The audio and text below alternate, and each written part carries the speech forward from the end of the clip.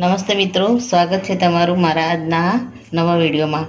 તો મિત્રો, આજે આપણે બનાવીશું પરવર અને બટેકાનું શાક, જે આપણે મોસ્ટલી લગ્ન પ્રસંગોમાં વધારે જોવા મળતું હોય છે.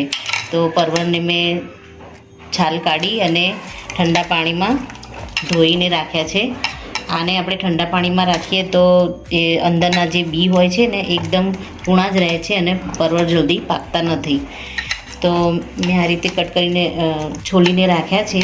હવે આને આપણે આ રીતે કટ કરી દઈશું. એને 4 ભાગમાં આપણે આને ડિવાઈડ કરી દઈશું. આ રીતે બટેકાને પણ આપણે આ રીતે કાપી દઈશું. બટેકા થોડા મોટા હોય તો એને આ રીતે થોડા લાંબા આ રીતે પતલા કટ કરીને રાખીશું. આ રીતે આપણે બધા પરવર અને બટેકાને પહેલાં કટ કરી દઈશું. તો મિત્રો, આપણા પરવર કટિંગ થઈ ગયા છે. એમાં જે હાર્ડ બી હતા એને મેં કાઢી લીધા છે.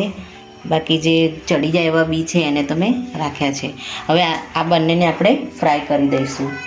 તો પહેલાં ગેસ ચાલુ કરી અને એના પર કઢાઈ મૂકી અને સૌપ્રથમ થોડું તેલ એડ કરશું.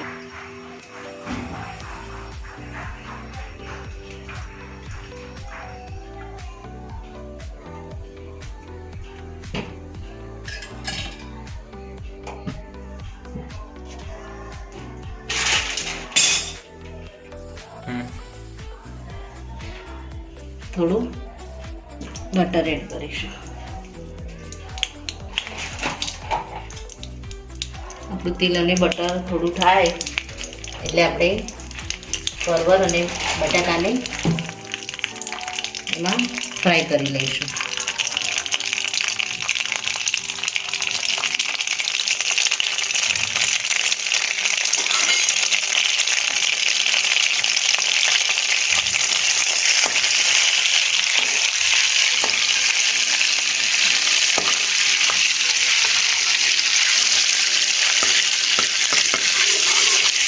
સૌપ્રથમ પહેલાં આપણે આમાં બટેકા એડ કરીશું. બટેકાના ફ્રાય થતાં થોડી વાર લાગે છે એટલે આપણે આમાં બટેકાને થવા દઈશું. બટેકાનો થોડો કલર ચેન્જ થાય એટલે આપણે આમાં પરવર એડ કરીશું. થોડું બટેકાના ભાગનું મીઠું એડ કરીશું. બીજું મીઠું આપણે પરવર એડ કરીશું ત્યારે નાખીશું. આ રીતે હલાવીશું જેથી કરીને આનો કલર પણ થઈ જાય જલ્દી. મેં ગેસને હાઈ જ રાખ્યો છે અને આ રીતે કન્ટિન્યુ હલાવીશું તો એ રીતે શકશે નહીં.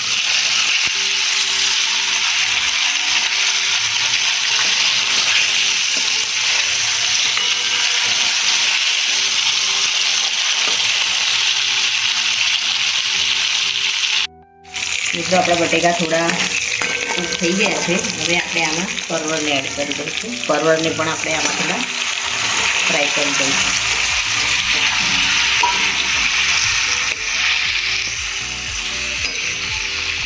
હવે આપણે પરવરના ભાગનું મીઠું એડ કરી દઈશું.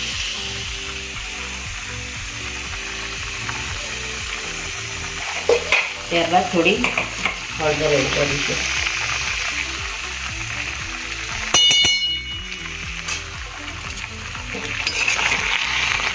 આને આપણે ફ્રાય થવા દઈશું.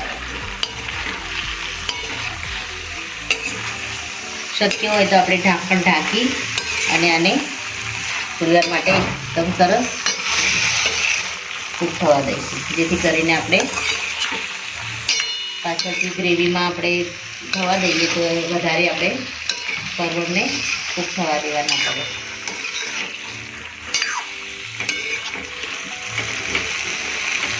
હવે આને આપણે ઢાંકી અને 2-3 મિનિટ માટે કૂક થવા દઈશું. મિત્રો, આપણા પરવર અને બટાકા એકદમ સરસ રીતે કૂક થઈ ગયા છે. હવે આને આપણે એક વાસણમાં કાઢી દઈશું અને ત્યારબાદ પછી આપણે આને વઘારવાની શરૂઆત કરીશું. તો આપણે આને એક વાસણમાં લઈ લઈએ.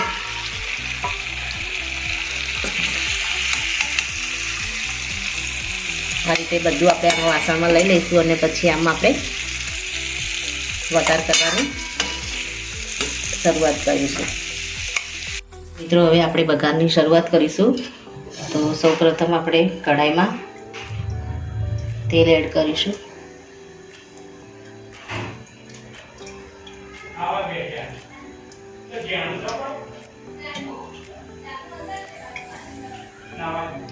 મેં 3 ચમચી તેલ લીધું છે. એમાં આપણે થોડું મિત્રો આપણું જીરું તતડે એટલે આપણે આમાં થોડી હિંગ એડ કરી દઈશું.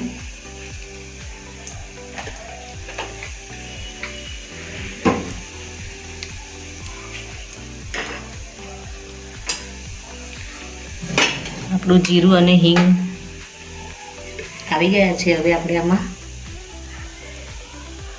આમાં મસાલા એડ કરીશું. તો મેં અહીંયા 1 નંગ ડુંગળીને મીડિયમ સાઇઝની ડુંગળીને કટ કરીને રાખી છે, એને આમાં એડ કરી દઈશું. ત્યારબાદ લીલા 2 મરચાંને કટિંગ કર્યા છે, આદું ઝીણું સમારેલું અને લસણ એને પણ આપણે આમાં એડ કરી દઈશું.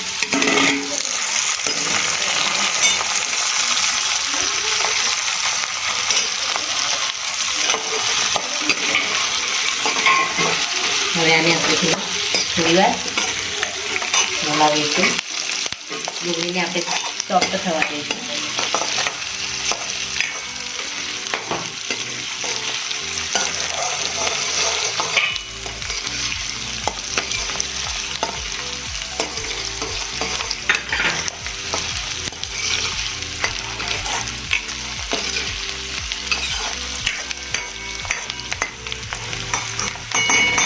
ડુંગળી સોફ્ટ થાય ત્યારબાદ બે નંગ ટામેટાની મેં મિક્સરમાં ક્રશ કરીને રાખ્યા છે, એને આપણે આમાં એડ કરીશું.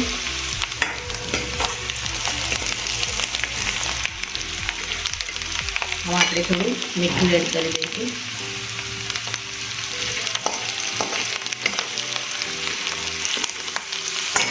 ત્યારબાદ ટામેટાને મેં મિક્સરમાં ક્રશ કર્યા છે, 2 ટામેટાને તેને આમાં એડ કરી દઈશું.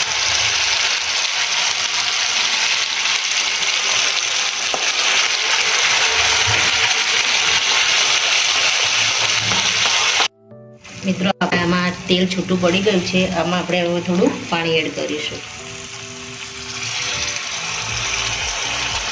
અને આપણે આ ગ્રેવીને 5 મિનિટ માટે ઢાંકી અને કૂક થવા દઈશું.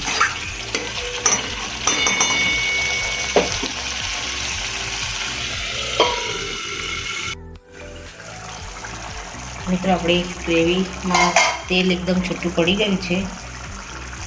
આપણે ઉપરથી કલર માટે આપણે 1 ચમચી કાશ્મીરી લાલ મરચું એડ કરીશું અને આપણે હલાવી દઈશું.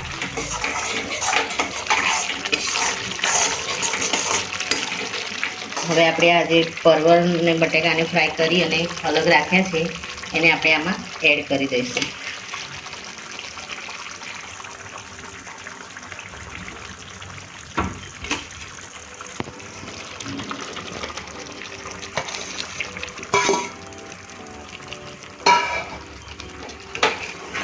હવે આને આપણે મિક્સ કરી દઈશું.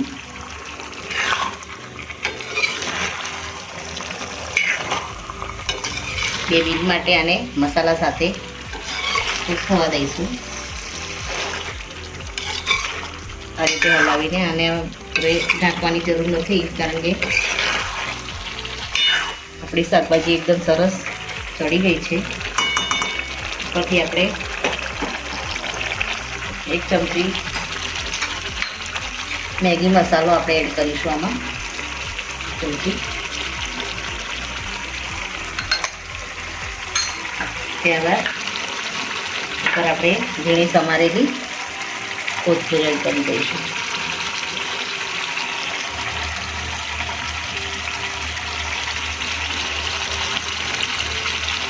હવે આને આપણે એકવાર હલાવી દઈશું.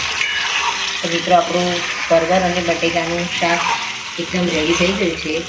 આમાં તમારે સહેજ ખાંડનો ઉપયોગ કરવો હોય તો સાધારણ ખાંડ તમે નાખી શકો છો. એનાથી પણ શાકનો ટેસ્ટ એકદમ સરસ આવે છે. તો આપણું શાક રેડી થઈ ગયું છે. હવે આને આપણે સર્વ કરી દઈશું. ગેસને આપણે બંધ કરી દઈશું. તો મિત્રો રેડી છે આપણું પરવર અને બટેકાનું ગ્રેવીવાળું શાક. મિત્રો મારો આ વિડીયો અહીં પૂરો થાય છે. જો તમને વિડીયો ગમ્યો હોય તો લાઈક કરજો, શેર કરજો અને તમારી ચેનલ દેશી સ્પૂનને સબસ્ક્રાઈબ જરૂરથી કરજો અને કમેન્ટમાં જરૂરથી લખજો કે મારું આ પરવર બટેકાનું શાક તમને કેવું લાગ્યું. થેન્ક યુ મિત્રો.